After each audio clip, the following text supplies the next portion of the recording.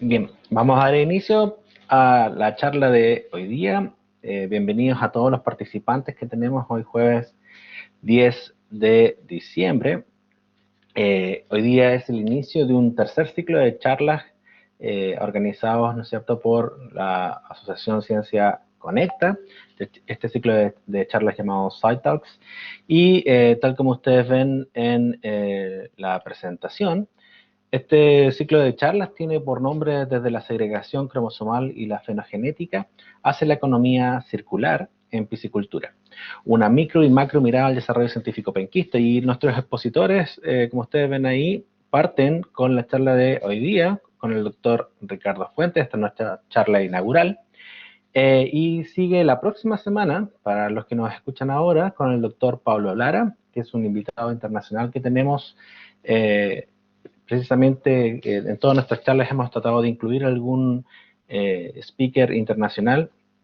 Él trabaja en la Universidad de California de la sede de San Diego, en La Joya, y posteriormente en el mes de enero ya combinaremos con dos nuevos conferencistas, uno de la Universidad del Bio Bio, ¿ya? Ustedes recuerden que Ciencia Conecta está agrupando investigadores tanto de la Universidad de Concepción, la Universidad del Bio Bio, como también de la Universidad de San Sebastián en su sede de Concepción.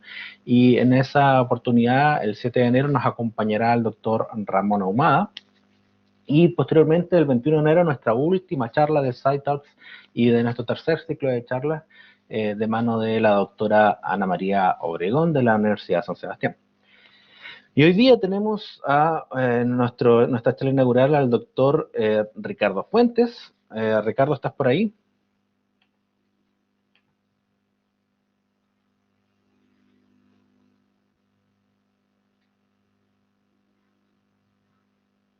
Sí, aquí estoy. Bien, Ricardo, bienvenido nuevamente. Muchas gracias por aceptar nuestra invitación de parte de los integrantes de Ciencia Conecta, el doctor Jaime Cabrera, la doctora Karina Yarsi, que les habla. Obviamente siempre queremos comenzar con un pequeño resumen de lo que ha sido tu vida académica, Ricardo. Tú nos enviaste algunos antecedentes, yo les voy a contar. Por ejemplo, que Ricardo solo hace un par de años atrás comenzó su vida investigativa realizando una licenciatura en Ciencias con mención en Biología en la Universidad de Chile, bajo la tutoría del doctor Juan Fernández. Y posteriormente, una vez que finalizó sus estudios de licenciatura, realizó un doctorado en Ciencias con mención en Biología Molecular Celular y Neurociencias, en la misma casa de estudio. Ahí, Carmen, Ricardo, ¿lo hiciste también con el mismo doctor Juan Fernández o cambiaste ahí de tutor? ¿En el doctorado? En el doctorado, sí. Sí, no, fue una mezcla entre Juan Fernández y Miguel Allende. Y Miguel Allende, exacto. Y luego, bueno, un poco lo que trabajó Ricardo durante su tesis doctoral es principalmente en evaluar cómo y por qué los movimientos citoplasmáticos que se inician en lo que es el gameto femenino posterior a la fecundación y que permite, y él descubrió que estos movimientos citoplasmáticos permiten el transporte, entre otras cosas, de ARN y proteínas dentro del embrión.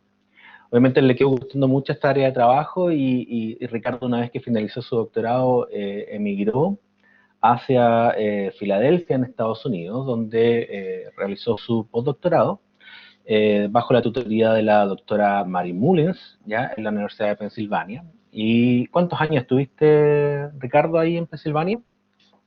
6 años. 6 años, ya, fue un doctorado intenso, me imagino, Ricardo.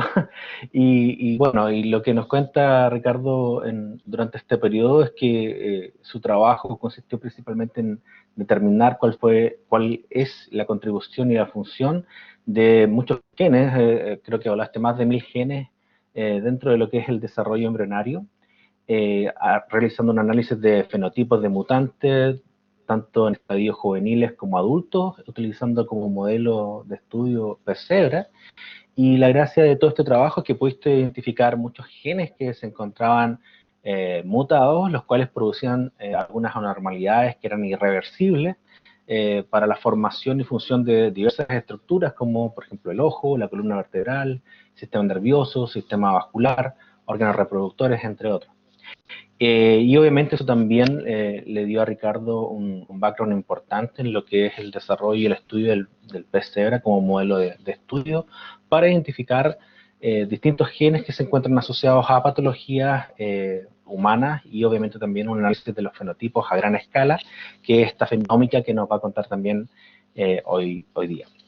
Y una vez que finalizó este postdoctorado, Ricardo, les puedo contar con mucho orgullo que fue contratado a la Universidad de Concepción el año 2019. De hecho, Ricardo nos contrataron prácticamente en casi la misma época, yo solo un poquito antes llegué a la universidad. Y hoy día se encuentra como profesor asistente en el Departamento de Biología Celular de la Facultad de Ciencias Biológicas en la Universidad de Concepción y le ha ido muy bien. ¿Ya? Este año, recientemente, se adjudicó un proyecto Fondesit de iniciación y que le va a permitir, obviamente, continuar con su línea investigativa. Tú me puedes aclarar un poco esto, Ricardo. Principalmente la idea de Ricardo es estudiar la función de algunos genes maternos, ¿ya? Que se encuentran, obviamente, funcionando dentro del ovario y que puedan determinar la formación del gameto femenino, que puedan determinar el éxito de la fecundación durante las primeras etapas o horas del desarrollo embrionario y como él bien nos ha contado, que esto, en otras palabras, investiga de qué manera se forma el embrión a partir de ciertos mensajes que son heredados desde nuestras madres y no así de nuestros padres. Para mí, un completo placer estar con Ricardo. Ricardo es muy simpático, tiene mucho cuento, tiene mucha historia también, así que nos va a dar una pequeña charla de lo que él está trabajando. Así que Ricardo, todo suyo, el espacio y aprovechelo lo más que pueda. Muchas gracias, Roberto, por esta oportunidad de 3 horas de poder presentar, ¿cierto? Esta charla que tú me has invitado. No, agradecer a ti, a Jaime y a Karina por la oportunidad de mostrar mi trabajo y también por generar este tipo de instancias que nos permiten conocernos y eventualmente, ¿cierto?, generar instancias de colaboración. Así que eso, agradecerte la invitación y nada, te comparto mi pantalla. Como lo conversamos, voy a apagar la cámara para no perjudicar la señal. Sí, Tú no hay me dices problema, cuando Ricardo. esté. Comparte nomás, yo te aviso cuando esté todo ok. Ahí estás compartiendo, sí. Me faltó recordarles algo. Por el momento sus micrófonos y sus cámaras están desactivadas. Sin embargo, una vez que finalice la ronda de preguntas, que ustedes pueden ir colocando en el chat, nosotros vamos recogiendo estas preguntas y se las comunicamos a Ricardo al final de su presentación y también les vamos a dar la instancia en que ustedes puedan hablar activando sus micrófonos con Ricardo si que quieren hacer una pregunta más compleja o si que quieren saludarlo de alguna manera, ¿ok? Bien, Ricardo, está funcionando perfecto. Ya, sí, desactivé la cámara, voy a hacerlo porque no la veo, entonces voy a volver atrás y vuelvo de inmediato con la presentación. ¿Me escuchas bien, cierto? Sí, todo bien, Ricardo.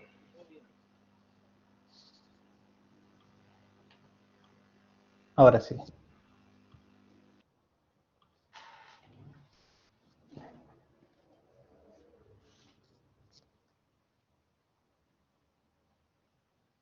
Se ve. Perfecto. Bueno, como bueno, Roberto ya se lució, ¿cierto?, con la gran presentación que dio respecto a mi background y a las cosas que estamos actualmente haciendo en el laboratorio, pero básicamente hoy yo les vengo a contar básicamente la pregunta, ¿cierto? O les vengo a hablar respecto a la pregunta de cómo ciertos factores, ¿ya?, que son de origen materno pero no paternos, como dijo bien Roberto, cuando se ven alterados, afectan la viabilidad del gameto femenino y también y su competencia, por supuesto, para ser fertilizado, lo que posteriormente afecta a la formación del embrión. Mi nombre, como ya saben, es Ricardo Fuentes y estoy a cargo del Laboratorio de Fenómica y Embriogénesis Temprana, la FED, que se encuentra ubicado en el Departamento de Biología Celular de la Facultad de Ciencias Biológicas de la Universidad de Concepción.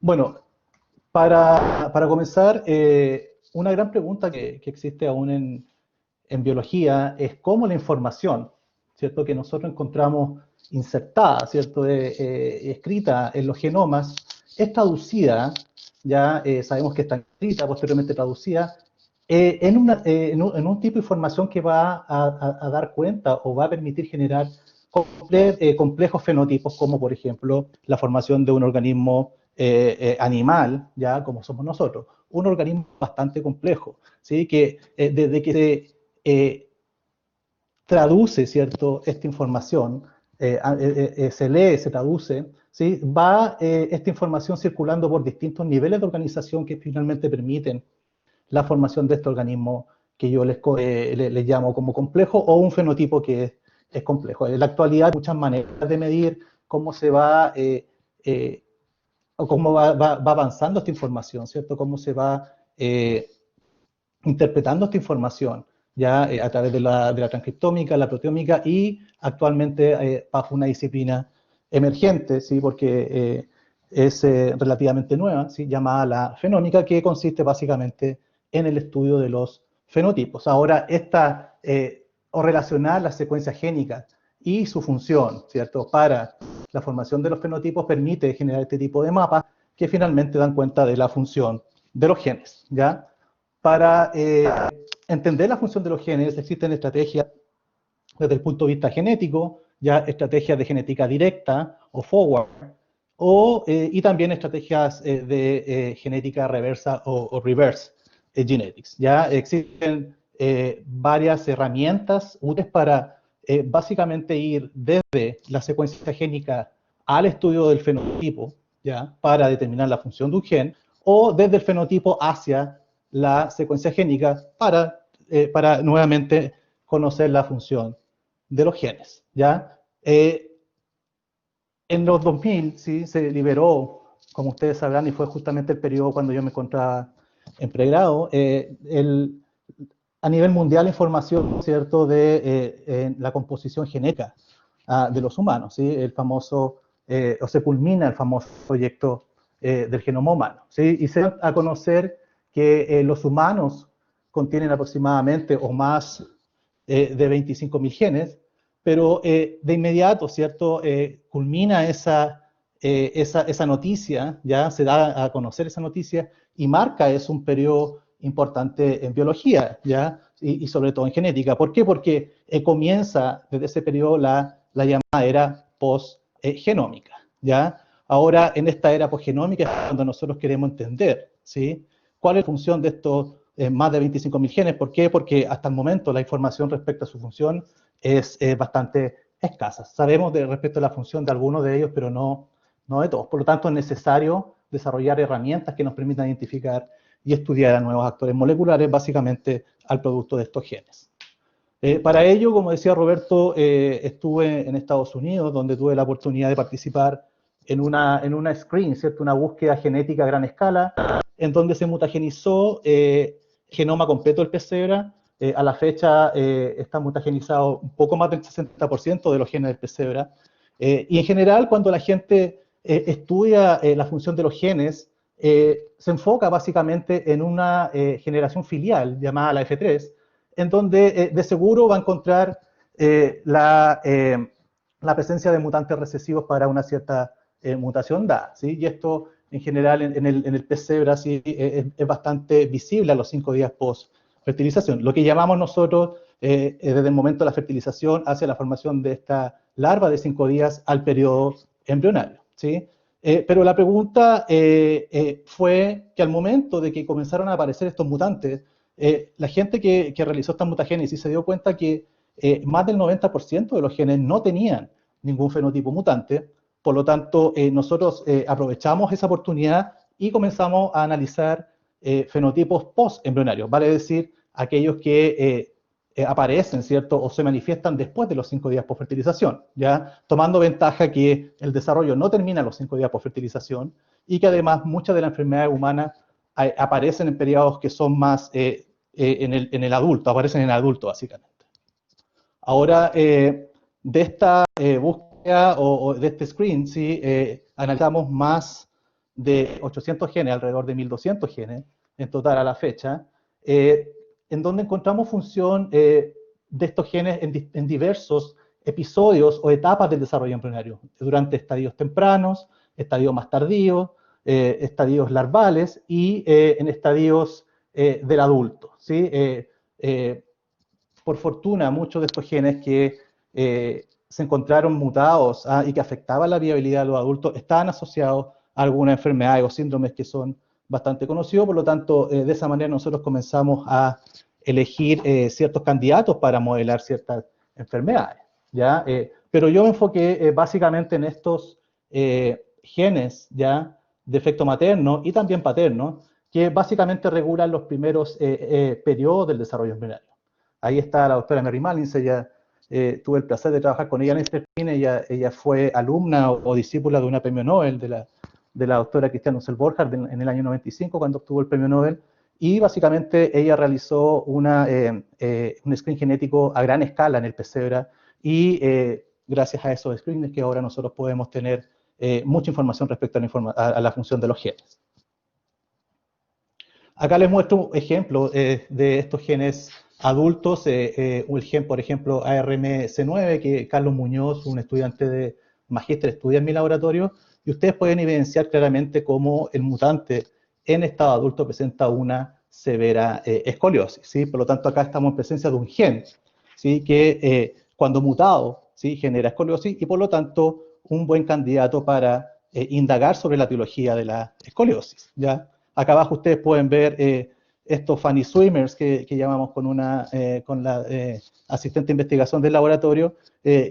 Primero, si ustedes observan al normal, ¿ya?, a la izquierda ustedes ven que el nado que ellos tienen es básicamente en el fondo de la pecera, pero ustedes se dan cuenta que estos mutantes ya están nadando o se encuentran ubicados en distintos lugares, y en algunos momentos ustedes se dan cuenta cómo presentan estos espasmos, ¿ya?, que dan cuenta de defectos en su motricidad, ya un comportamiento bastante anómalo. Yo voy a adelantar un poco para que ustedes vean cómo estos peces en algunos momentos tienen algunos movimientos que son bastante bruscos, ¿sí? Como ven ustedes, ahora los genes mutados son básicamente dos, y cuando también están de manera individual, afectan algunas proteínas que se sabe están involucradas en el mal de Parkinson. Así que estamos acá en presencia probablemente de un modelo parkinsoniano para estos genes.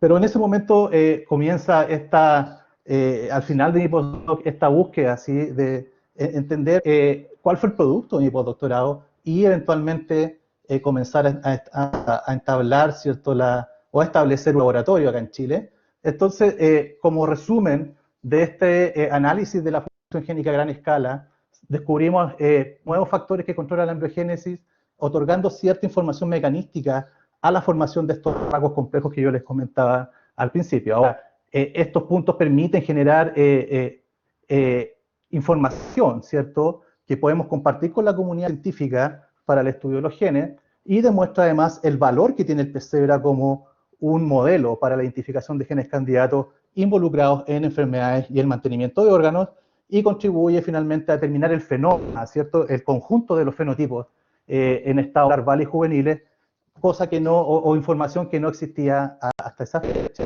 ¿ya? Incluidos ciertos rasgos que son esenciales, que son fundamentales para el éxito reproductivo, que es finalmente donde yo terminé enfocándome. Yendo ya a la investigación que realizamos en el laboratorio, acá muestro un cuadro que resume dos periodos bastante importantes durante la embriogénesis temprana. Ven ustedes acá un periodo que se encuentra en rojo, ¿ya?, y un periodo que encontramos en el color azul. Ustedes se dan cuenta, acá tenemos distintos embriones tempranos de organismos invertebrados y también organismos vertebrados, pero ustedes se dan cuenta que en todos ellos el patrón, ¿cierto?, como el nivel, ¿cierto?, de estos de esta línea roja, por decirlo así, va disminuyendo y aumentan niveles en color azul. Ustedes se dan cuenta que en todos los organismos ocurre exactamente lo mismo. Este periodo, ya que ustedes ven en rojo, se conoce el periodo de expresión materna. ¿Ya? En este momento del desarrollo embrionario es cuando los genes, ¿ya?, que son propios de la madre, depositan, ¿ya?, en el ovocito durante la ovogénesis sus productos para finalmente regular este periodo temprano del desarrollo. ¿Ya?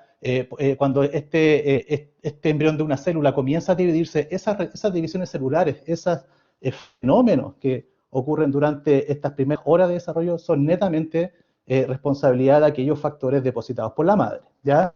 Y cuando comienza este periodo en azul es cuando recién se manifiesta ya la contribución paterna durante el desarrollo embrionario. Por lo tanto, cualquier defecto, ¿sí?, en la madre va a tener una consecuencia en la regulación de estos fenómenos que son tempranos en todos los organismos. ¿Ya? Uno de los fenómenos o procesos que ocurren durante las primeras etapas del desarrollo embrionario es la llamada transición del ovocito al embrión. ¿Ya?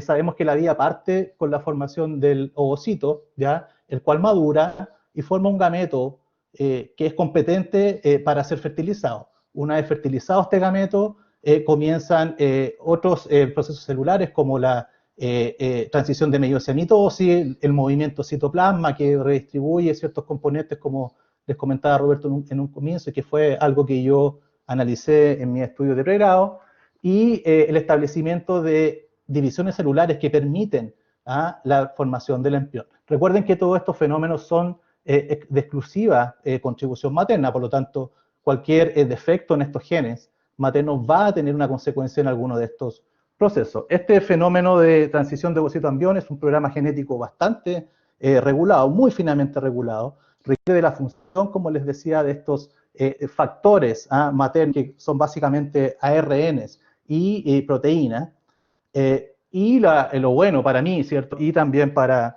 la investigación que hacemos, es que la naturaleza molecular o la identidad de estos genes es aún desconocida y por lo tanto lo es su función, ¿ya? Y también que a pesar de su relevancia biológica en regular estos fenómenos tempranos, el destino evolutivo y dinámica de estos factores maternos es también desconocida. Bueno, entonces, bajo esa premisa, la gran pregunta que nosotros nos hacemos en el laboratorio es cómo cambios en el programa genético que controlan esta transición del ovocito al embrión impactan en el desarrollo embrionario temprano, ¿ya? Y para ello investigamos cómo la regulación y función de estos factores genéticos maternos ya están involucrados en la formación y la adquisición de una competencia de fertilización por parte del gameto femenino. Ya para ello usamos como modelo de hebra un modelo genético bastante amigable, ¿sí? ¿Y por qué? Porque a la fecha, ¿sí?, o cuando yo me encontré con esta problemática de estudiar estos aspectos reproductivos regulados por los genes maternos, había muy poca información. ¿Y por qué no se ha estudiado en otro organismo? Porque la accesibilidad, ¿ya?, el material disponible para poder estudiar estos fenómenos es bastante escaso en otro organismo. Y por lo tanto existe una carencia de marcadores que puedan dar cuenta de si un gameto femenino es de buena o de mala calidad, por decirlo de alguna manera. Por lo tanto, el pez cebra, que es, por cada postura entrega alrededor de 200 huevos, o gametos, es un sistema modelo bastante adecuado. Acá les muestro, para un poco ahondar en lo que hacemos en el laboratorio, este fenómeno que yo ya les comenté en unas diapositivas atrás, que es la transición de materno a cigótico.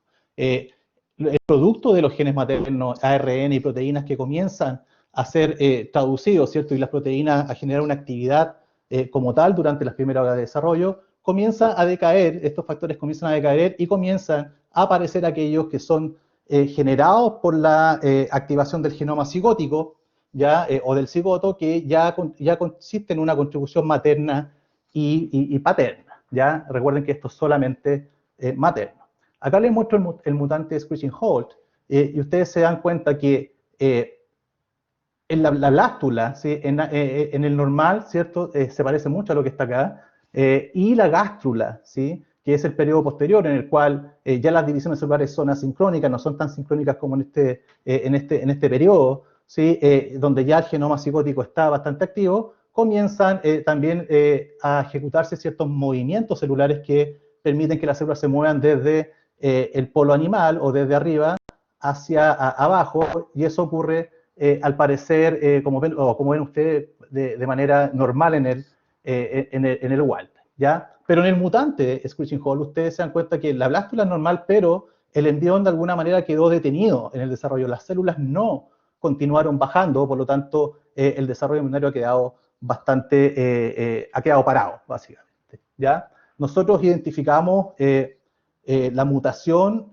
o el gen mutado en este background, ¿sí? Y el cual corresponde a esta Stem Loop Binding Protein 2, o SLBP2, proteína que participa en la estabilización y la promoción de la traducción de proteínas histonas, ya durante la etapa S del ciclo celular y la oogénesis. Por lo tanto, al saber que este gen está alterado y probablemente afecta a la biología de la histona, fuimos a mirar las histonas. Y como ustedes pueden ver, existe una dramática reducción, ¿sí?, de todas las histonas, pero básicamente de H2A y H4, ya, las cuales sabemos son, en general, todas las histonas son importantes para la organización de la cromatina y, por supuesto, para favorecer o no favorecer, ya, la transcripción de los genes, ya. Por lo tanto, este gen, ¿sí?, y en general el mutante, constituye un modelo perfecto para estudiar la regulación y función de la histona durante la embriogénesis temprana. Ahora, siguiendo con el análisis de la biología de la histona, quisimos mirar, ¿ya?, qué pasa con la transcripción de los genes en este mutante, usando esta simple y robusta técnica de simplemente 2 pasos, que consiste en la incorporación de una uridina o un uracilo modificado dentro de las moléculas de ARN que se están transcribiendo, y posteriormente, mediante marcaje, ¿cierto?, poder detectarla bajo microscopía confocal. Ustedes acá pueden ver que tanto microinyectando ya este uracilo modificado o incubando a los embriones en este uracilo modificado, somos capaces, ya aquí vamos desde 3 horas a 6 horas, ya de arriba abajo, acá también de 3 a 6 horas, ustedes ven cómo comenzamos a visualizar, ¿sí?, estos puntos rojos que dan cuenta de células que están en activa transcripción. Por lo tanto, este es un buen método para poder detectar transcripción in vivo, ¿ya? En el mutante que encontramos que a las 3 horas, ¿sí?, no hay transcripción como esperamos, pero sí a las 3 horas 40 hay mucha transcripción en comparación con el wild type. Por lo tanto, en el mutante se inicia antes, ¿ya?, o hay una temprana activación del genoma cigótico comparado con el normal, ¿sí?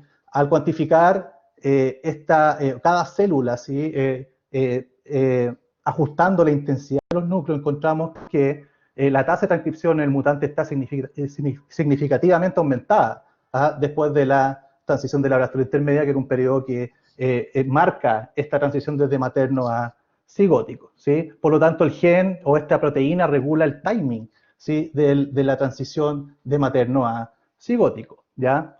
Además, encontramos que las células, ¿sí?, son más grandes en el mutante. Por lo tanto, existe un retraso en al menos un ciclo celular, ¿sí? El hecho de que la célula sea más grande significa que el embrión va desarrollándose de manera más lenta, ¿ya? Ahora, el tamaño celular claramente juega un rol en la activación del genoma, ¿sí?, el cual ocurre antes. La pregunta es cómo las modificaciones del ADN regulado por la histona gatilla esta prematuro activación del genoma cigótico, ¿ya? Ahora, esto también nos permite proponer un nuevo modelo, ya que el modelo clásico, ¿sí?, da cuenta de un tiempo exacto en que se activa el genoma cigótico, pero en este caso nosotros podemos favorecer un modelo en el cual el tamaño celular es importante para poder activar ese genoma.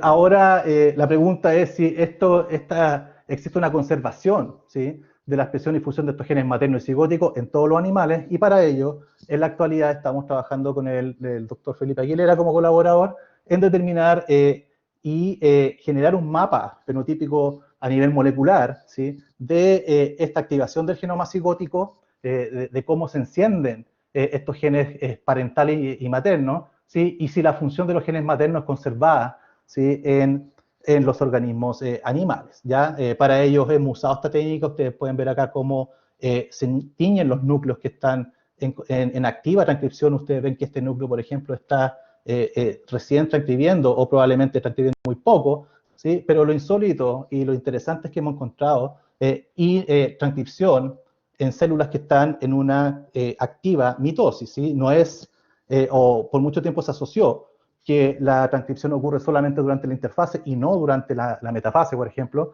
pero nosotros hemos encontrado que existen focos de transcripción durante las etapas mitóticas, por lo tanto esto es bastante interesante. A largo plazo lo que queremos es, tanto en el pesebra como en erizo, ¿sí? Acá tenemos el embrión de erizo, marcar o tomar estas células que están marcadas, aislar estos ARNs que están marcados, secuenciarlos y de esta manera generar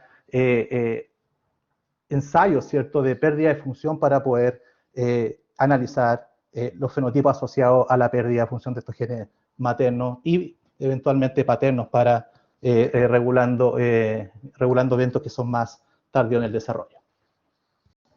Acá les muestro otro fenómeno afectado en el embrión temprano que da cuenta de una disminución ya en el volumen celular. Acá en la condición wild type arriba tenemos un embrión que comienza a dividirse. Ustedes ven este gran tamaño de las células ya en la condición normal, pero en el mutante estas células son bastante chiquititas, ya finalmente se desprenden y el embrión muere. Por lo tanto, acá estamos en presencia de un gen que controla el volumen celular y por ende la integridad celular, ¿sí? Este mutante fue bautizado como Casu Kuram por su apariencia opaca que tiene al principio, ya Casu en mapudungún significa gris, Kuram huevo, por lo tanto se pretende dar un homenaje a nuestro pueblo mapuche usando, ¿cierto?, su lenguaje para poder caracterizar a este fenotipo mutante. Acá tengo una foto que muestra que a las 5 horas las células están completamente, o las células formaron una suerte de disinciso en el mutante y como les decía, este embrión finalmente muere. Por lo tanto, tenemos acá un regulador del volumen celular que sabemos es un fenómeno que se ve afectado en muchas células cancerígenas y también durante el fenómeno de hipertrofia. Para continuar con, con lo que nosotros estamos... lo anterior fue una manera de demostrarles cómo nosotros solamente analizando los fenotipos somos capaces de extraer la información para determinar o contribuir a determinar la función de ciertos genes que han sido mutados, ¿ya? Existe un fenómeno ya durante la activación del huevo posterior a la fertilización que se denomina la exocitosis de los gránulos corticales. Este fenómeno es parte de lo que se llama la reacción cortical en mamíferos, sí, y que tiene una función en la prevención de la poliespermia. Acá ustedes pueden ver una ampliación de este gameto femenino y que en la periferia contiene estas vesículas llamadas los gránulos corticales que después de la fertilización liberan su contenido hacia el espacio perivitelino, ya el espacio que existe entre la membrana del ovocito y esta membrana vitelina, ¿sí? Promoviendo la entrada de agua, expandiendo este espacio, ¿ya? Y la expansión de ese espacio contribuye a proteger el embrión después de la fertilización y en algunos animales a prevenir la fecundación por más de un espermatozoide, ¿ya? Fenómeno llamado como la prevención de la poliespermia. Nosotros sabemos que la función de estos gránulos corticales en mamíferos es bastante importante porque afecta la formación de la zona pelúcida cuando su exocitosis está afectada, por lo tanto no permite el bloqueo de las poliespermias y un gameto que es penetrado, ¿cierto?, que es fertilizado por más de un espermatozoide, básicamente no llegará a ninguna parte porque ustedes imaginarán el desarreglo en las divisiones celulares, ¿cierto?, la segregación de los cromosomas que eso va a tener como consecuencia. Por lo tanto, ese embrión no llega a ningún destino, ¿sí? Y existe además un gap, ¿cierto?, una brecha en nuestro conocimiento de las moléculas y mecanismos que regulan, ¿sí?, la biología de estos gránulos en los ovocitos y en los huevos respectivamente. ¿Por qué? Primero porque la caracterización de estos gránulos es muy laboriosa debido al pobre material que yo les comentaba. Uno puede obtener por ovocito, imagínense un ovocito y 1000 gránulos, ya, por darle un número, en comparación por mes. ¿Ya? Si fuese un mamífero, ¿cierto? Vamos a tener un gameto por mes, por lo tanto vamos a tener 1000 gránulos que es por mes, ¿ya? Pero si usamos un modelo como el Persebra que da 200, ¿cierto? Gametos, vamos a tener, ¿cierto? Aumentado ese número 200 veces. Por lo tanto, el material, ¿cierto? Necesario ha sido un impedimento, o contar con ese material ha sido un impedimento para poder entender más respecto a la biología de estos gránulos. Y segundo, que la falta de ciertos marcadores biológicos específicos de estos gránulos dificulta, por ejemplo, el saber si en casos de fertilización in vitro, ya estamos en presencia o no de un gameto de buena o mala calidad, ya que recuerden que la biología de estos gránulos, su exocitosis, está asociada a la formación de la zona pelúcida, lo cual promueve la prevención de la poliespermia. Aislamos en el Persebra el mutante que llamamos CRAN, ¿ya? Este mutante, como ustedes pueden ver, tiene un defecto, si miramos aquí la condición normal, la expansión, ¿sí?, de esta membrana, ¿cierto? El aumento de este espacio es consecuencia de la exocitosis de estos gránulos corticales, como yo les mencioné en el diapositivo, en 2 diapositivas anteriores. Pero en el mutante, ustedes se dan cuenta que no existe este crecimiento de este espacio. Por lo tanto, nuestra sospecha fue que existe un defecto en la exocitosis de los gránulos, lo cual, se los voy a mostrar más adelante, es así, ¿ya? Ahora ustedes se dan cuenta que en este espacio reducido este embrión comienza a dividirse, lo hace de manera normal, ya algunos llegan a un día, no todos, pero cuando medimos nosotros esta relación entre el crecimiento o el área de este espacio perivitelino y el huevo, ¿cierto? Encontramos que hay la existencia de un fenotipo bastante penetrante en el mutante, por lo tanto, todos, básicamente, los cigotos provenientes de una hembra mutante, ¿cierto?, presentan este fenotipo de defecto en la expansión de este espacio perivitelino. Si nosotros miramos un pedazo de este gameto, ¿sí?, como ven ustedes acá, encontramos que somos capaces de teñir la organización, ¿cierto?, y la presencia de estos gránulos, ¿ya? Esto representa un pedacito solamente de esta célula, ¿cierto?, que está acá, ¿ya? Esto es a los 0 minutos, a los 20 minutos ustedes son capaces de observar menos gránulos. ¿Por qué? Porque han exocitado, ¿sí? El hecho de que exociten su contenido hacia el exterior, ¿sí?, diluye su contenido, por lo tanto no somos capaces de marcarlo, por eso ustedes ven menos gránulos, ¿ya?, y más espacio negro porque han exocitado. En el mutante, sí, al parecer hay menos gránulos, pero son capaces de exocitar. Ustedes ven que exocitan. Vamos a mirar al tiro la morfología de estos gránulos, pero me interesa que ustedes se den cuenta que si bien hay un defecto en la expansión, ¿sí?, de esta membrana, los gránulos exocitan, ¿ya? Hay un retardo en la exocitosis comparado con la condición normal, pero los gránulos exocitan. El problema está, ahí está CRAN, eso no lo mencioné, le puse CRAN porque ustedes, como pueden ver acá, este bicho es capaz de crecer o vivir dentro de este espacio reducido, al igual que mi mutante, por lo tanto, lo llamé CRAN en honor a este enemigo de las tortugas ninjas. Si miramos con mayor aumento estos gránulos, nosotros nos damos cuenta de inmediato que existe ya un fenotipo bastante evidente. Por ejemplo, la retención de gránulos que son más grandes y la retención de gránulos más pequeños que al parecer están vacíos. Ustedes se dan cuenta los gránulos que este colorante o esta tinción está hecha para el contenido de los gránulos y ustedes ven que estos gránulos están llenitos, ¿cierto? Pero estos están al parecer vacíos. Por lo tanto, existe un defecto en el contenido, ¿cierto?, o en la morfología de estos gránulos, lo cual tendría como consecuencia esta pobre expansión de este espacio perivitelino, ¿sí? Esa sería entonces la consecuencia. Ahora yo les comentaba que estos embriones son capaces de crecer, ¿ya? Algunos son capaces de llegar, como ven ustedes, a un día por fertilización, son muy pocos los que llegan, ¿sí?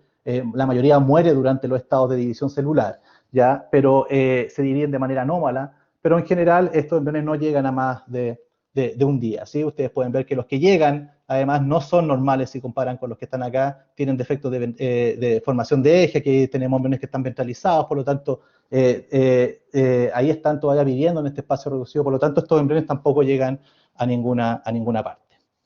Ahora, cuando nosotros fuimos a identificar cuál era el gen responsable de este fenotipo, ya nos encontramos que con una mutación, ¿sí?, en el exón 3 de un gen llamado ZGC91860, básicamente un gen que no ha sido aún caracterizado en sistemas animales. Por lo tanto, información sobre el gen, menos de su producto genético, no existe. Así que aquí hay fama, fue lo que dijimos en ese momento, ¿sí? Ahora, la mutación lo que hace es básicamente generar un sitio de splicing, ¿ya?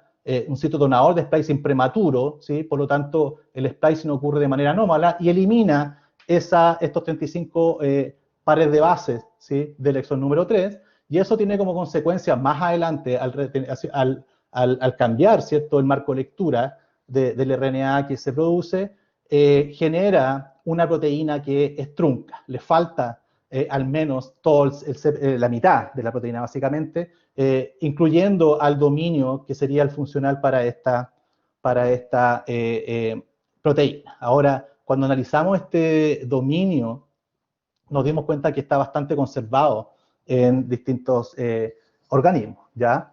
Ahora, la proteína está bastante conservada básicamente en todo el reino animal.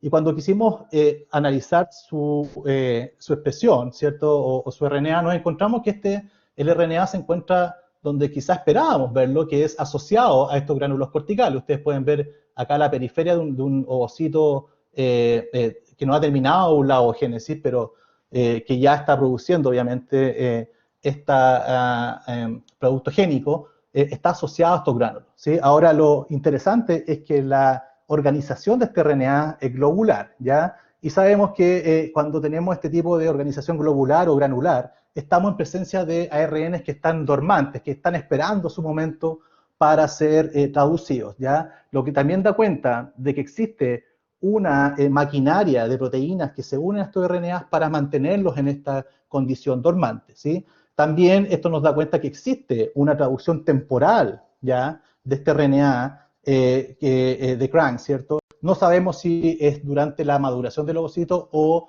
durante la activación. Lo que sabemos es que tiene que estar listo, ¿cierto? Su proteína tiene que estar presente o este RNA traducido al momento de la exocitosis de los gránulos, por lo tanto, estamos todavía determinando en qué momento este RNA es traducido, ¿sí? Y también da cuenta de una maquinaria, ¿sí? Una exquisita maquinaria ya que está espacialmente localizada aquí en la periferia para, ¿sí?, regular la función de estos gránulos corticales.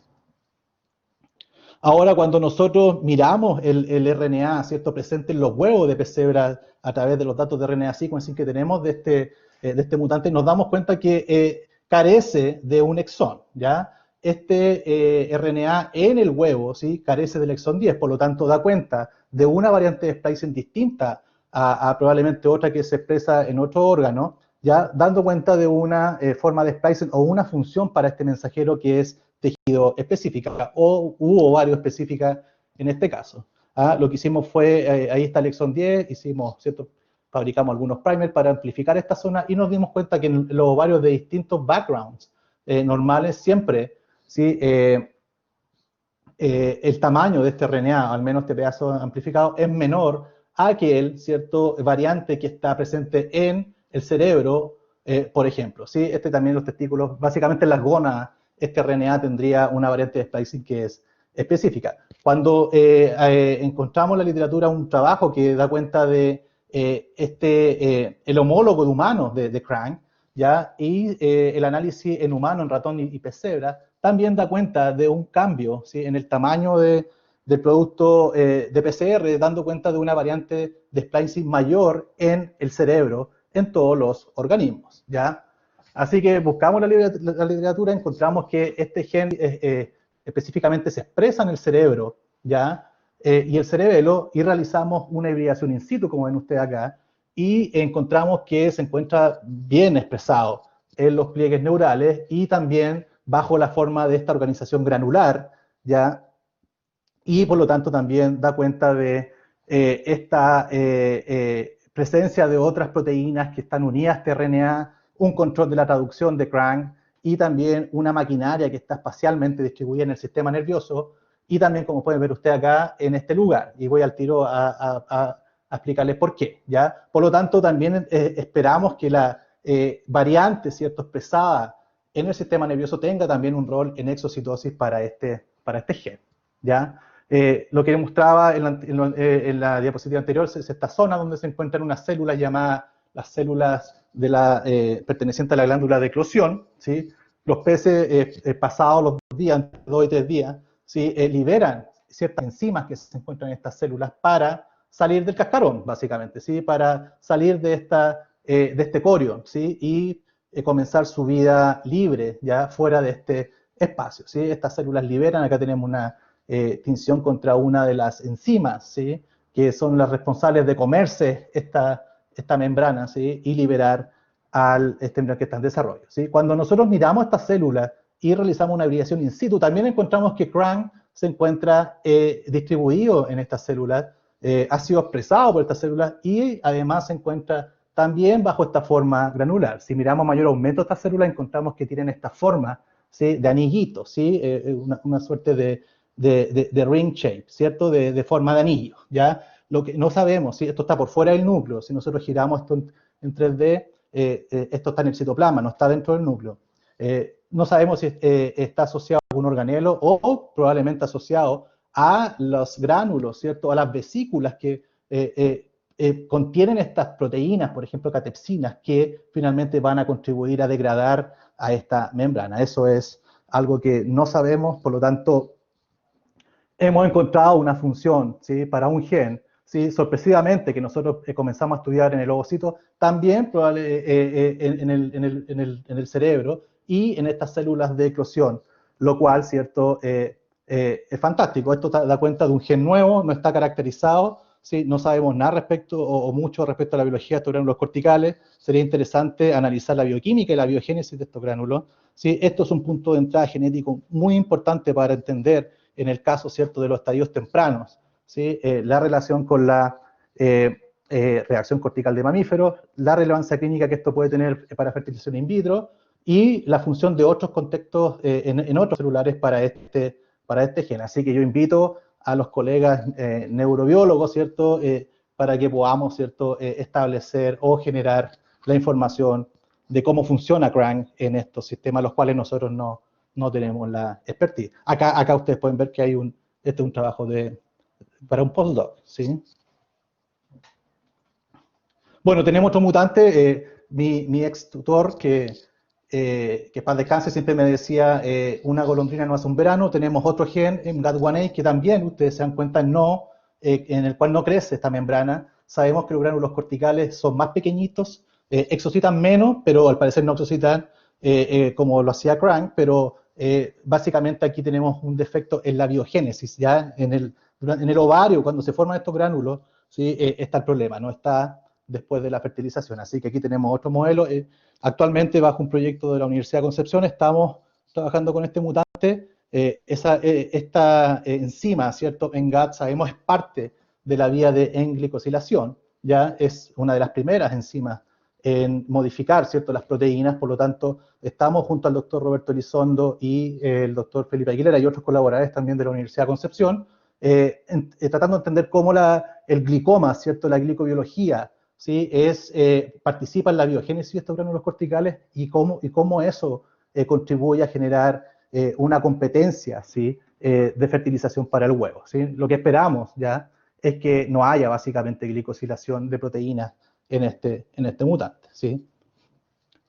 Siguiendo en esta línea de los gránulos corticales, antes de venirme a Estados Unidos, contacté a mi colega y amiga Ingrid Carbacho para leer sus trabajos y me encontré que ella era una experta en la señalización por calcio, ¿cierto?, durante la activación y la maduración de los ovocitos, y también a Marcela Michao, que está en Argentina, que es experta en la biología de estos gránulos corticales, así que fue una buena idea, ¿cierto?, establecer una colaboración mezclando al ratón y al pez cebra para este estudio, el pez cebra por su poder genético y el ratón, por supuesto, por su cercanía al humano. Así que estamos trabajando también con los mutantes anteriores en dilucidar su función, ¿sí? Nosotros proponemos que el análisis de los gránulos corticales en un ovocito en vivo, ¿ya?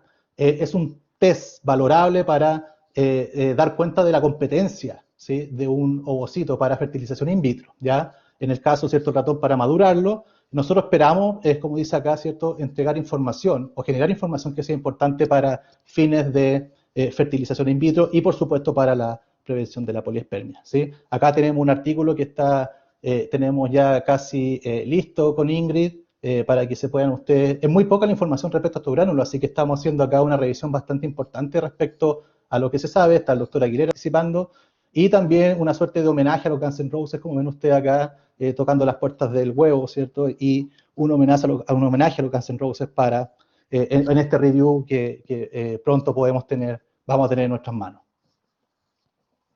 Bueno, finalmente no sé cuánto me queda, Roberto, ya estoy terminando, creo que estoy bastante alargado.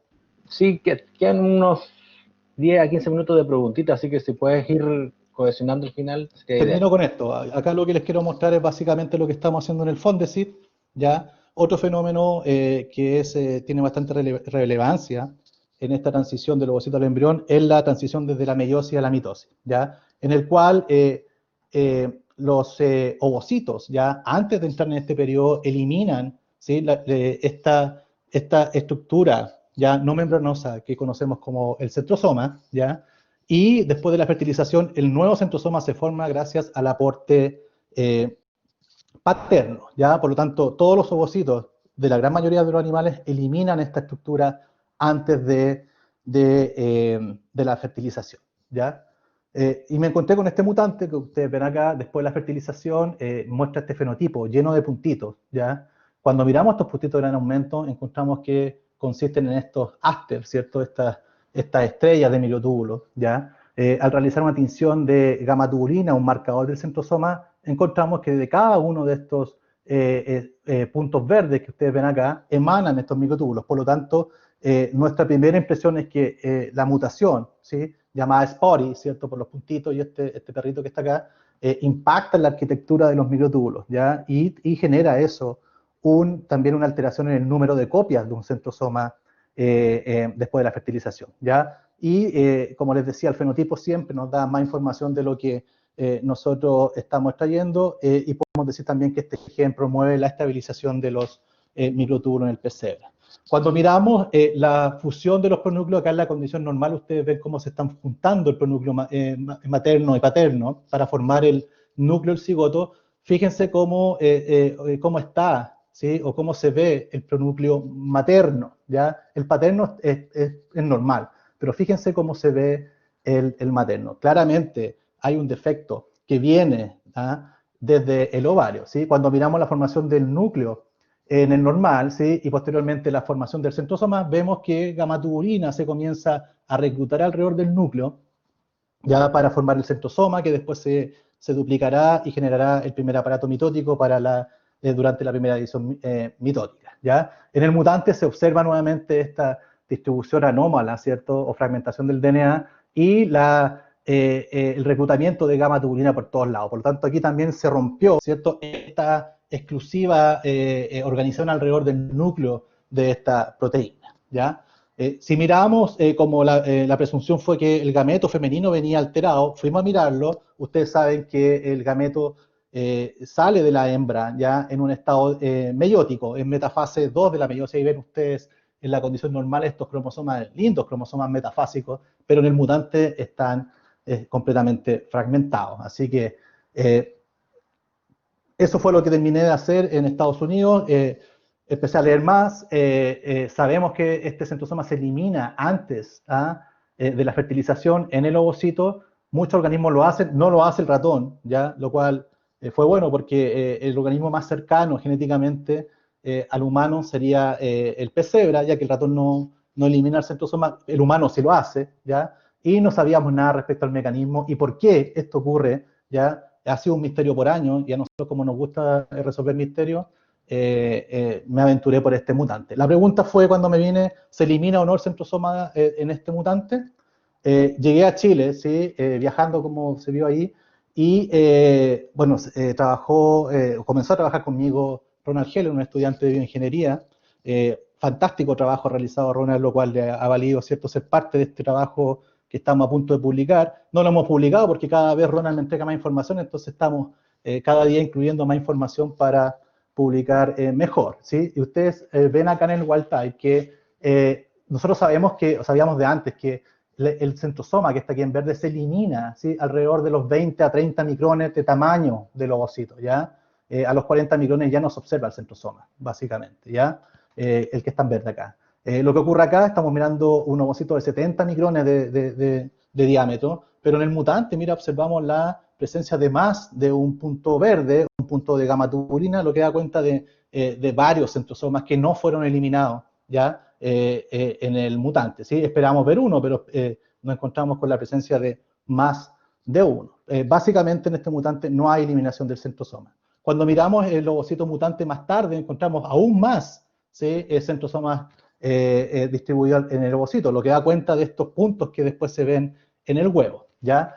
Ronald ha realizado un trabajo espectacular cuantificando esto. Ustedes ven en el Walter que no hay centrosomas a medida que aumenta el tamaño del ovocito, pero a medida que aumenta en el mutante, ¿sí?, aumenta el número de centrosomas. El diámetro también, en general, se establece alrededor de los 100 micrones, pero hay un diámetro mayor desde estadios más tempranos a estadios más tardíos, ¿sí? Básicamente lo que está pasando, creemos acá, es que en el Walter, en la zona acá abajo, no existe, ¿sí?, la proteína. Entonces se está produciendo un aumento de proteínas centrosomales, las cuales comienzan, ¿sí?, después de pasar una concentración crítica, a acumularse y generar estos puntos que son regulados, ¿sí?, o que son básicamente reprimidos por la proteína Spike, ¿ya?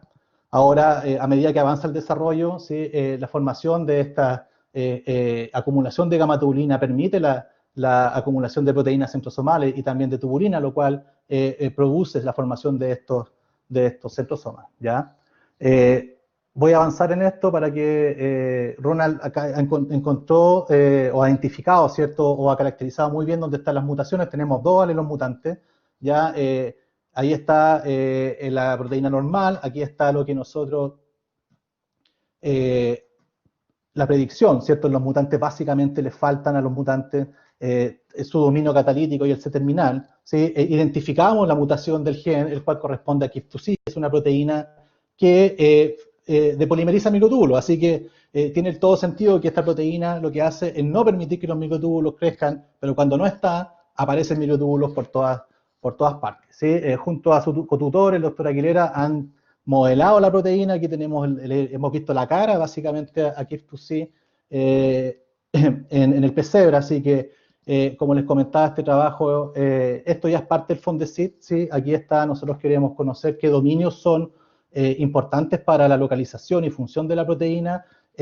Para eso ocupamos el ovario del pesebre, los pasamos por un colador, por decirlo de una manera burda, y separamos los ovocitos por tamaño, ¿ya? Posteriormente queremos inyectar estas deleciones y observarlas bajo el microscopio, pero el ovario contiene todos estos estadios, ya células más grandes, células más chicas. Nosotros queremos enfocarnos en este periodo. Por lo tanto, Ronald, ¿cierto?, ha estado trabajando con ovarios de especies juveniles, los cuales están enriquecidos, básicamente, el medio, ¿cierto?, el centro y la periferia, están enriquecidos en células que son o que varían entre 20 y 60 micrones. Por lo tanto, estamos dentro del periodo en el que queremos, ¿cierto?, estudiar la eliminación del centrosoma, y ya en esta célula ustedes pueden ver en el mutante que podemos ver los centrosomas. Así que tenemos ya en la mano, ¿cierto?, el material sin la necesidad de usar los otros ovocitos para poder estudiar este fenómeno, ¿sí?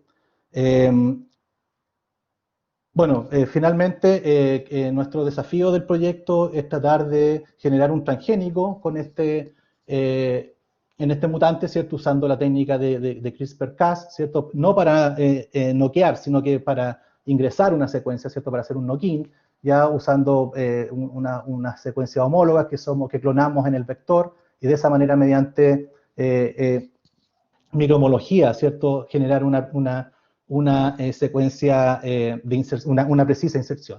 Los resultados preliminares dan cuenta que hemos inyectado ya los guides con la proteína. Aquí ustedes pueden ver que a medida que aumenta el volumen del inyectado, somos capaces de generar ciertos cortes en la molécula de ADN. Aquí lo que se ve en verde son cambios, ¿cierto?, en la secuencia de ADN como consecuencia del corte, no así en los embriones que no han sido, ¿cierto?, inyectados, o que no han sido inyectados con otro blanco. Bueno, finalmente terminar diciendo que nosotros tenemos varios genes que estudiar aún, pero estamos básicamente enfocados en CRANG-M, GAT1A y SPARI, pero nuestra gran pregunta es saber cómo los cambios en el programa genético controlan esta transición y cómo esos cambios impactan en el desarrollo embrionario, ¿ya? Finalmente, decir que en la FED estamos realizando este fenotipado, ¿cierto? Para el estudio de los genes, la importancia, destacar la importancia del estudio de los fenotipos para función génica mediante hibridación in situ. Ustedes pueden ver acá microscopía electrónica, modelamiento, son varias de las estrategias que estamos usando para poder entender la función de los genes maternos, ¿sí? Terminar nuestro gran proyecto que estamos actualmente realizando. Tenemos mucha información respecto a todos los mutantes. Yo me encargué de obtener datos de RNA sequencing de todo y estamos generando una batería de genes candidatos que vamos a básicamente noquear, ya sea por edición génica,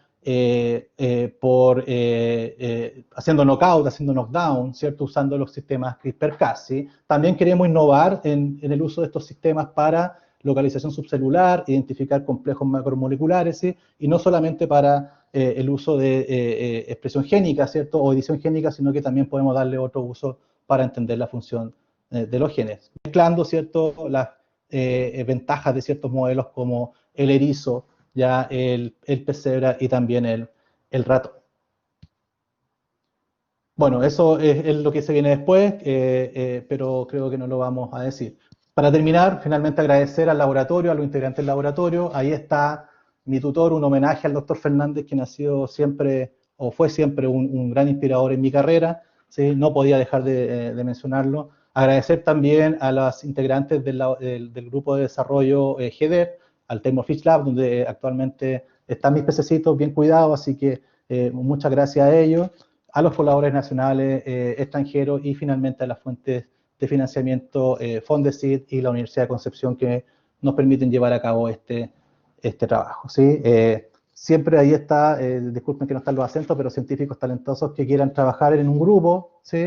Y descubrir los enigmas de los mensajes heredados por nuestras madres, son siempre y serán siempre bienvenidos en la FET. Así que ahí está mi contacto y muchas gracias por la oportunidad. Disculpen la hora.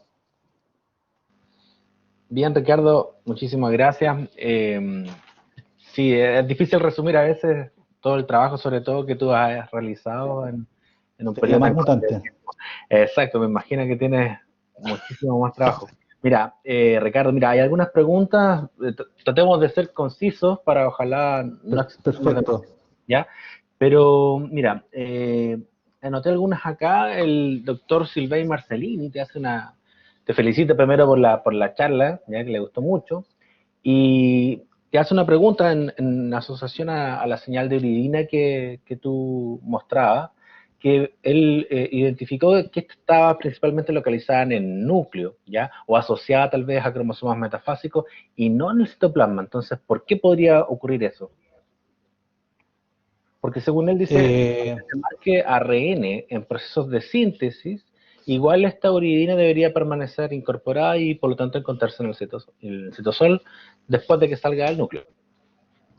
ya entiendo, no, entiendo la pregunta. Lo que pasa es que esta uridina se va incorporando a los RNA nacientes, a los que se están formando, ya, por lo tanto, claro, tú tienes razón que debería permanecer en el núcleo, en el citoplasma. ¿Esa es la pregunta? ¿Si permanecen o no en el Claro. citoplasma? O sea, ¿por qué se ve más aquí en el núcleo y no queda en el citoplasma? Porque es en el núcleo donde está ocurriendo la transcripción, ¿ya? Y al momento de formarse el nuevo transcrito según esta uridina, ¿cierto? Marca, ¿ya? Y al salir del citoplasma se traduce y se degrada. Entonces, en el citoplasma uno no espera básicamente ver a estos RNA, ¿ya? Ahora, lo sorprendente para nosotros es que esto no debería observarse durante la mitosis, ¿ya? Porque durante la metafase no hay transcripción, ¿ya? Pero sí se reportó hace un par de años atrás que hay transcripción durante la mitosis, ¿sí? Hay algunos genes que se expresan, ¿sí? Pero eso es lo sorprendente. Yo creo que Sylvain se está refiriendo a esa eh, diapositivo, pero es eso. La señal se espera ver en el núcleo porque es donde se están formando los RNA nacientes. Además que uno después lo que hace, tiñe, ¿cierto?, con TAMRA, ¿sí?, o adiciona TAMRA, y no ve en el citoplasma porque, como te digo, una vez que salen, se deben degradar rápidamente. Es un proceso que es un embrión en desarrollo que está bastante activo, así que yo no esperaría ver extinción en el citoplasma. Claro. Es que tal vez la pregunta era un poco asociada a eso, si la degradación era tan rápida para que esta no se vea después, posteriormente, en el citosol, cuando Yo salga el sospecho que lo es. Es un embrión que está vuelto loco, está bastante, está loco. Sí, además que, mira, cuando uno hace estos análisis, por ejemplo, acá atrás, ¿sí? Eh, ajusta, ¿cierto? Ajusta la intensidad de presencia del núcleo. Si bien aparece un background, ¿cierto? Va a aparecer un background seguro en el citoplasma, no se ve este patrón punteado, te fijas, no hay fosis, no hay fosais. Entonces, uno ajusta la intensidad para todos los núcleos y cuantifica. Ya, ok, Ricardo. Mira, hay otra pregunta aquí de Pablo, no estoy muy seguro, no tenía el apellido, pero dice que si, en cuanto a la proteína CRANK, yo me imagino un poco la respuesta, pero dice si has logrado localizar a esta proteína en ovocitos, ya sea por inmunofluorescencia, proteína fusionada. No hemos realizado ninguna todavía Me fusión. imagino, que no Como hay no está anticuerpos. descrita, no hay anticuerpos. Claro. ¿Ya? Ahora, claro, estamos esperando, ¿cierto?, una oportunidad probablemente de un proyecto dedicado a CRAN para mandar a hacer un anticuerpo, que sería lo lógico, pero no, todavía no hemos, está en los planes, obviamente, como te digo, ese trabajo está ahí para alguien que quiera tomarlo. Nosotros no estamos ahora específicamente trabajando con CRAN. Ok, mira. Bueno, acá una colaboradora tuya, Ingrid Carvacho, también te hace alguna pregunta. Dice, ¿en qué tipo de células se podría expresar CRANK en mamíferos? Y además incluye, dice, ¿puede ser en células cromafines, por ejemplo? ¿Ya? Si es que esto también se puede asociar con modelos de células exocíticas. Sí, esa es nuestra presunción. Como yo les mostré, acá hay expresión en humanos, ¿cierto? En el cerebro, en los músculos, en el hígado. Y en el cerebro, sí, yo creo que participa en exocitosis. Esa es nuestra presunción. Queremos pensar que es una nueva proteína que participa en básicamente regular la exocitosis de vesículas etóreas, ¿ya? Más que los gránulos corticales, lo que sea. Es una nueva proteína, un nuevo gen, ¿cierto? Regulando la secreción de vesículas. Cuando te refieres a exocitosis finalmente, pero también te refieres a vesículas extracelulares, ponte tú como exosoma. Mm, Ahí me entró a mí un no, poco la no duda debería decir que si es que realmente es una exocitosis o liberación de vesículas extracelulares. ¿Qué crees tú? mi sospecha es que es exocitosis. Ya. Sí, porque yo me preguntaba, que a mí me interesa un poco esa parte, la liberación de vesículas extracelulares, y te quería preguntar si es que tenías algún antecedente de que si el mismo embrión pudiese liberar vesículas extracelulares asociadas a esta posible función de crank. No lo sabemos. Yo sé, bueno, lo que sabemos es que cuando hay exocitosis, ¿cierto? Se libera el contenido, que son proteínas glicosiladas que modifican, qué sé yo, la zona pelúcida, etcétera. Ujú. Pero, claro, quizás hay liberación de exosomas, nosotros no lo sabemos. Pero, ¿por qué no? Es algo que se podría explorar. Claro. Vale, mira, acá hay otra pregunta también de Víctor Baeza, que dice, ¿qué ocurre en células somáticas que poseen una mutación o de lesión para este gen SPOTY? Dice, ¿se ve afectado el proceso de mitosis? No, mira, como les mostré, parece ser tejido específico, ¿ya? Porque le falta, no tiene un exón de más en el ovario, pero no lo tiene probablemente en otro órgano, ¿ya? Lo que sí sabemos que las hembras, ¿cierto? Y los machos también, que son mutantes, ya generalmente estas mutaciones de efecto materno son viables, las hembras son viables y su efecto está a nivel de la línea germinal, ¿ya? Como dice Víctor, la pregunta va hacia la línea somática. Si Claro, bien no hay problemas de división celular y los embriones son viables, ellos mueren antes, ya no llegan a los 2 años de vida, ya mueren al año y parecieran morir una suerte de hemorragia pectoral, ya. Por lo tanto, mi sospecha es que hay algo a nivel vascular que puede estar afectado a nivel psicótico, ya, o a nivel somático, pero no eh, ¿cómo se llama? Pero como te digo, las hembras son viables. En general, los mutantes no se comportan, ya en mi experiencia, como un wild type. Nunca llegan tan sanitos a la longevidad, digamos, ¿ya? Algo les pasa, nosotros no somos capaces de detectar esos fenotipos, ¿ya? Ahora lo otro que, y pasa mucho, que estas mutaciones a nivel somático son compensadas, ¿ya? Por otra, en este caso, por otra proteína que de polimerización, por otra KIF, ¿ya? Hay varias KIF.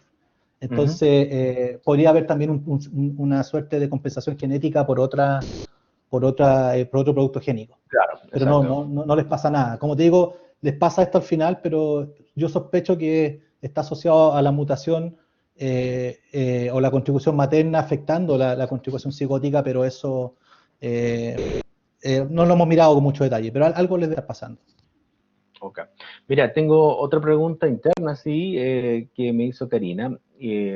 No sabemos la verdad la respuesta. Si tú tienes una base de datos de todas estas mutantes que tú has logrado generar y categorizadas de acuerdo al fenotipo que tuvieron, que estuviera abierta, o esos son, me imagino, datos privados. Pensando en Eso, cómo poder a veces encontrar algo que sea de interés en nuestras investigaciones y para poder obviamente colaborar contigo. sí, claro, eso tiene su costo. No. Claro. No, Sí, no, mira, existe por supuesto un listado de todos estos mil y tantos genes. Ya hay también información respecto a la histología que se le hizo a todos. Ya el análisis no fue solamente de los huevos. Ustedes se imaginarán que encontré defecto en el ojo. A todos se le hizo una histología. Hay información de cada uno de ellos que no está publicada, ya, pero sí se puede compartir, por supuesto. Yo no tengo ningún problema en compartirla y menos la zona con la cual trabajé. Ella siempre ha sido. Esa es la idea, generar esta información fenómica, ¿cierto? De estos fenotipos para la comunidad, no para nosotros. claro. Pero se puede Sí, compartir, no hay problema. o sea, más que compartir, como ojalá encontrar puntos de unión en nuestras investigaciones y que digamos, mira, este gen puede ser interesante, yo tengo las Sí, herramientas como para poder evaluarlo y queríamos saber por supuesto. si es que eso era posible. Mira, hay otra Sí, no, pregunta en el chat, Iván Valdebenito, bueno, varias personas, por cierto, te felicitan, les gustó mucho tu charla. ¿Ya?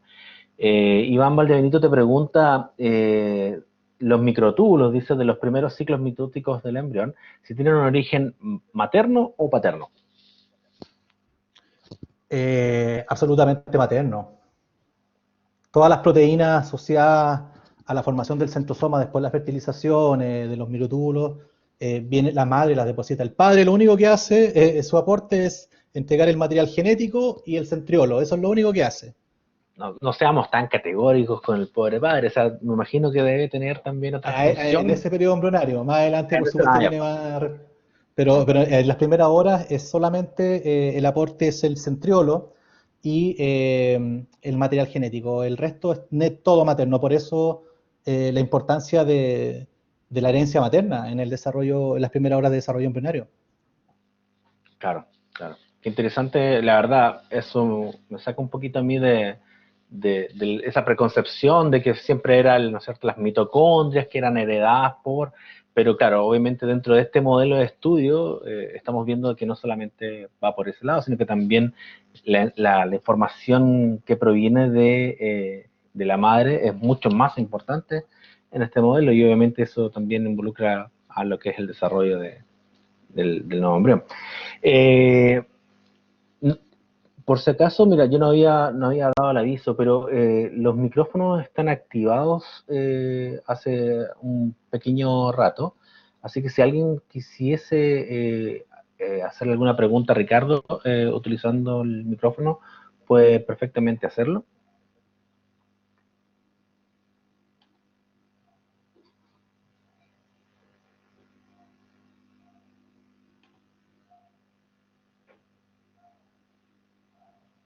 También entiendo que no quieran hablar contigo, Ricardo. Sí, por supuesto. Puede darle la lata por tanto rato. ¿Quién va a querer? No, pero bueno, me sumo a las felicitaciones, Ricardo. Creo que lo que mostraste en términos de imágenes, en términos de los datos, es súper, súper interesante lo que has estado haciendo durante los últimos años. Nosotros también, no solamente en la Universidad de Concepción, o sea, en este minuto tú estás ahora en la región del Biobío. Nos enorgullece que se estén implementando estos nuevos modelos de estudio y ojalá también tanto para ti como para nosotros se abran posibilidades de poder seguir trabajando en conjunto. Así que también, a nombre también de Ciencia Conecta, te felicito por el bonito trabajo que tú has estado realizando y que ojalá, obviamente, eso continúe en el tiempo. Sí, no, bueno, agradecerte a ti. Ha sido difícil, ¿cierto?, el poder avanzar, pero afortunadamente algo se ha podido hacer, ¿sí? Mucho de la data que está cuantificada, por ejemplo, es mucho de lo que hemos hecho ahora en esta situación. Este también es el periodo de los reviews, así que estamos en eso y feliz. La gente que quiera, ¿cierto?, colaborar, que necesite algo en específico, siempre estamos disponibles y dispuestos a hacerlo. Así que gracias y gracias por generar esta instancia, la iniciativa que ustedes han tomado en esto. Oye, mira, tenemos a alguien que levantó la mano, Pablo. Sí, hola, hola Ricardo. Pablo Lara. Felicidades. Sí, hola Alberto. Eh, sí, felicidades por Hola. tu trabajo, me encantó, estuvo súper bueno. Sí, me gustó mucho las técnicas y los descubrimientos que hiciste y en particular me interesó mucho lo que, o sea, tu trabajo con esta proteína Spotty y cómo regula la eliminación de centrosomas eh, en ovocitos.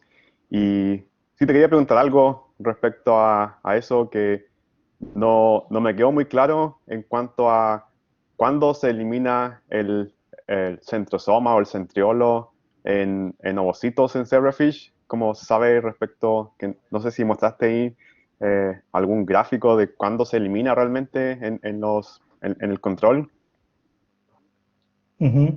Sí, mira, nosotros sabemos que se elimina justo después de establecerse el eje animal vegetal, ya lo cual ocurre en un tamaño, acá se habla de tamaño, ya estamos del tamaño Sí, cero, ¿cierto? O 10 micrones a 100 micrones, estamos todavía dentro del estadio 1 de la ovogénesis, son 5 estadios, ¿ya?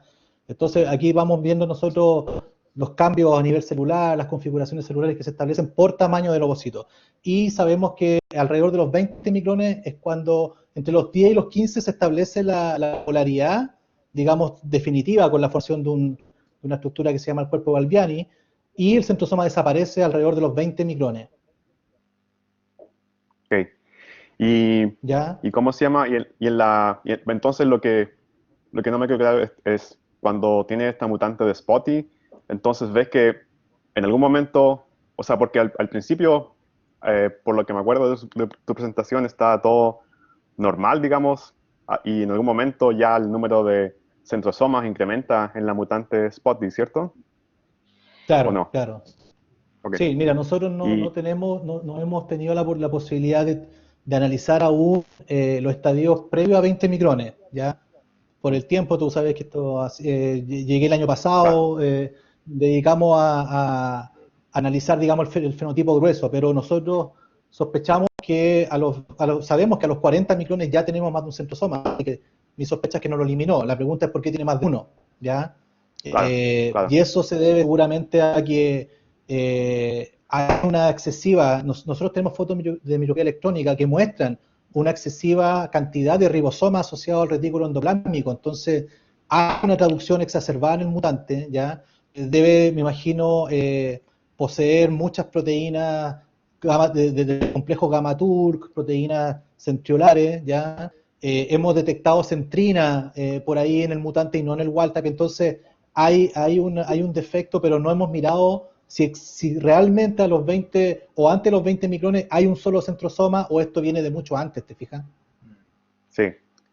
Y ya, igual te quería preguntar si es que has mirado a esta proteína PLK4, que está, porque, claro, o sea, se sabe que, por ejemplo, si se sobreexpresa esta proteína, o sea, eso causa un fenotipo de, claro, múltiples centriolos y porque hay una sobreduplicación del centriolo. Y me preguntaba si es que eso a lo mejor puede explicar tu fenotipo. Y, claro, igual estaría Ya, mira, lo interesante que saber. ¿Mm? sí, Perdón. mira, nosotros, en mi conocimiento sé que PLK4 participa en la formación del uso mitótico después de la fertilización, ¿ya? Mm, Otras proteínas pololike, porque estamos hablando de las pololike, la 1, la 2, ¿cierto? Se sabe que cuando disminuye su expresión en el ovario de Drosophila, se elimina el mm, centrosoma. Entonces habría, ¿sí?, claro. una asociación entre la regulación genética de estas pololike, ¿ya? Pero Sí. no sería en este caso la PK4, sería la 1 o la 2. Pero sí, nosotros estamos pensando, tenemos datos RNA sequencing y nos dan cuenta de que hay están ahí, ¿ya? Están ahí los RNA, Ya, no deberían estar, entonces tú tienes razón, eso podría estar pasando, pero no lo hemos mirado todavía, claro, no tenemos la data, digamos, para mostrarla.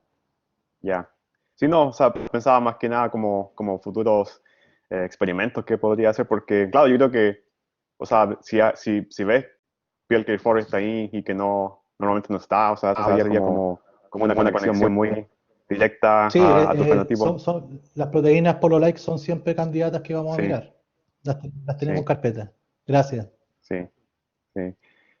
Y, y sí, lo otro que me preguntaba, si es que por qué esta proteína la Spotty, que es una de polimerasa de microtúbulos, y pensaba si es que el fenotipo era a causa de eso, si es que se podría hacer un experimento, por ejemplo, de polimerasa de microtúbulos y ver si es que eso de alguna forma suprime el fenotipo. Yo sé que a lo mejor puede ser técnicamente difícil porque, claro, estás viendo estadios tempranos del desarrollo donde no se puede, por ejemplo, crecer el ovocito in vitro, pero eh, si me preguntaba si es que se podría hacer como algún experimento de eso, o si es que simplemente esto es otra función de esta proteína que no tiene nada que ver con microtúbulos o la regulación de microtúbulos, si es más, como dices tú, como quizás regulación de expresión genética. Ujú. Mira, yo agradezco tu pregunta. En el proyecto tengo comprometido un experimento. Yo afortunadamente pasé por un laboratorio de biología estructural, así que tengo alguna expertise y justamente trabajando con tubulina. Entonces podemos hacer el ensayo simplemente por dispersión óptica, por dispersión de luz, de ver si polimerizan más o menos con proteínas extraídas de los mismos ocitos, ¿ya? Y lo otro que estamos pensando es establecer una plataforma de estudio de todas estas proteínas maternas en extractos de rana, ya de embriones de rana o de huevos de Mm, rana. sí, Entonces, tenemos un proyecto en carpeta, ¿cierto?, que consiste en sintetizar usos mitóticos, ¿ya? Ex vivo, ¿ya? A partir del extracto citoplasmático de estos huevitos. Y claro, por ejemplo, usando un anticuerpo contra KIF2C vamos a de alguna manera fenocopiar el mutante y vamos a ver si hay o no, vamos a medir de seguro la cepolimerización de microtúbulos y todo lo que se pueda medir. Pero sí, podemos hacerlo y lo vamos a hacer. sí, sí, gracias. No, muy interesante todo. Muy bueno. Gracias. Vale, muchas gracias, Pablo. Ricardo, por si acaso tú no conoces, Pablo Lara, nuestro próximo speaker de la próxima semana, así que nos está haciendo una visita internacional ahora. Eh, Buenísimo. Nadie más, entonces, tiene levantadita la mano. Miren, para finalizar, simplemente nuevamente agradecerte, Ricardo, por la disposición, por el tiempo, por participar también de esta instancia y nuevamente felicitaciones. Una última pregunta de la doctora Ingrid Carbacho. Ingrid, si quieres puedes habilitar tu micrófono. Sí. Hola Ricardo, Hola, Ingrid. espérame. Sí, no, oye, felicitaciones por la presentación, lo pasé increíble, súper buena, lo pasé súper bien, me divertí muchísimo. Ricardo, no me acuerdo si esto lo hablamos, capaz que lo hablamos. ¿Crank es dependiente de calcio? ¿Tiene No, cierta dependencia? no, o sea, bueno, no sabemos nada, básicamente tiene unos sitios de fosforilación que, bueno, todas las proteínas también tienen, pero realmente no lo sé, no, como tenemos tan poca información respecto a Crank, ahora hay exocitosis, ¿ya? Hay exocitosis leve, o sea, o menos, pero hay, por lo tanto, mi sospecha es que el calcio está funcionando bien, pero claro, si eso tiene que ver o afecta la función de Crank, no lo sé realmente, pero mi sospecha es que no. Ok. Eso, bueno, porque a lo mejor sería interesante, como hemos estado hablando de esta dependencia de calcio, la exocitosis, ver también los Ujú. complejos, que eso también lo hemos hablado. Eso, súper, Por supuesto, gracias. no, si se viene con Crank. Sí, se viene, seguro que sí. Bien, bien, eso sí que sí fue la última pregunta, son las 18:25 prácticamente, así que Ricardo, nuevamente, muchas gracias. la grabación obviamente va a estar siendo compartida a través de redes sociales. Los dejo invitados a todos nuestros asistentes para la próxima semana. Tenemos el jueves 17 nuestra segunda charla donde va a estar el doctor Pablo Lara en una temática que tal vez puede estar un poco relacionada, que se titula Mecanismos que regulan la entrada y salida de mitosis y su importancia en el desarrollo. Así que yo creo que, Ricardo, también te dejo invitado para que puedas asistir y devolverle la mano con las preguntas al doctor Lara, ¿ok? Sí, por supuesto, ¿no? Asistiré. Ya, ok. Bueno, muchas gracias a todos y un abrazo grande. Nos vemos la próxima semana. Así que estén muy bien. Chao, chao. Gracias, gracias Roberto, gracias a todos. Chao, chao.